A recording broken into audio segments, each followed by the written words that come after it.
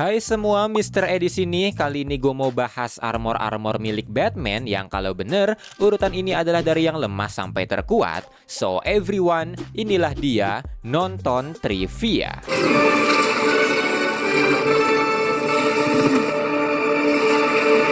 Kedelapan, Exoskeleton Armor. Exoskeleton Armor merupakan armor Batman yang biasanya digunakan setelah tulang belakang Batman dipatahkan oleh Bane sebagai alat penopang agar dia bisa bergerak. Armor ini digunakan Batman tua di komik Kingdom Come, tapi yang paling ikonik ada di komik The Dark Knight Returns karya Frank Miller, di mana armornya ini digunakan oleh Batman untuk menghadapi Superman yang sudah menjadi anjing pemerintah dan tidak suka akan kembalinya dia setelah 10 tahun pensiun.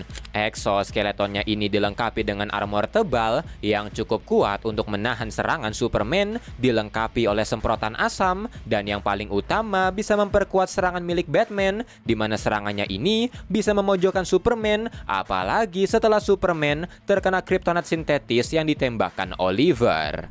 Ketujuh, armor Batman Beyond. Armor Batman Beyond merupakan armor yang didesain oleh Batman tua yang sakit-sakitan agar masih bisa bertarung sebagai Batman. Tapi setelah insiden di mana dia tanpa sengaja mengambil pistol untuk melindungi dirinya yang dipojokkan penjahat, Batman memutuskan berhenti sampai akhirnya Terry McGinnis mengambil mantel Batman 20 tahun kemudian.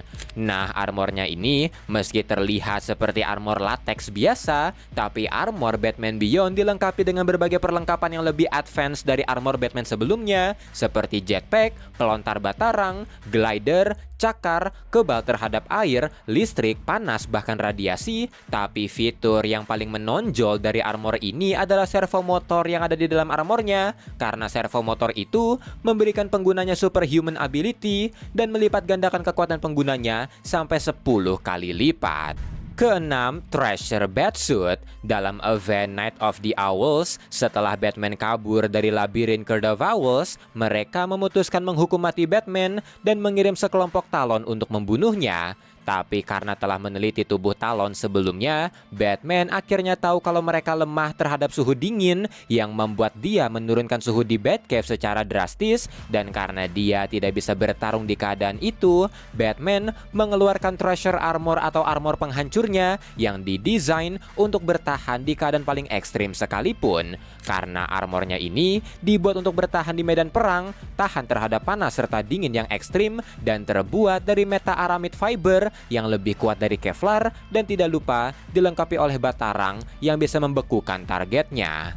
Kelima, Justice Armor. Dalam storyline Justice tahun 2005, Lex Luthor dan Brainiac bekerja sama untuk menyebarkan cacing mind control mikroskopik yang menginfeksi banyak orang termasuk beberapa Justice League, di mana cacing itu juga mengubah yang terinfeksi menjadi mesin sepertinya. Karena ini, tiga saintis hebat Justice League yaitu Ray Palmer, Will Magnus, dan Niles Caulder bekerja sama untuk menciptakan armor yang bisa menangkis teknologi Brainiac ini, di mana Justice Armor terbuat dari gabungan Metal Man, Thanagarian Armor, dan teknologi Atlantean yang membuat armor ini memiliki kerapatan mikroskopik dan membuat nanowar milik Brainiac tidak bisa menembusnya.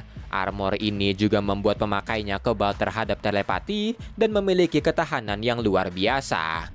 Keempat, Insider Suit. Setelah dianggap mati dalam event Final Crisis, Batman yang sebenarnya dikirim ke masa lalu perlahan-lahan kembali ke masa sekarang. Tapi daripada langsung memberitahu semua orang kalau dia kembali, Batman memilih untuk mengawasi Gotham dengan armor barunya, selagi Gotham dijaga oleh Batman Dick Grayson dan Robin Damian Wayne. Armor Insider ini memiliki teknologi yang meniru kemampuan anggota Justice League seperti Heat Vision dari Superman, lasso yang bisa mendeteksi kebohongan seperti Wonder Woman, kamuflase seperti Martian Manhunter, tembakan Will Energy seperti Green Lantern, Super Speed seperti The Flash, teleportasi seperti Cyborg, dan juga membuat Batman bisa terbang.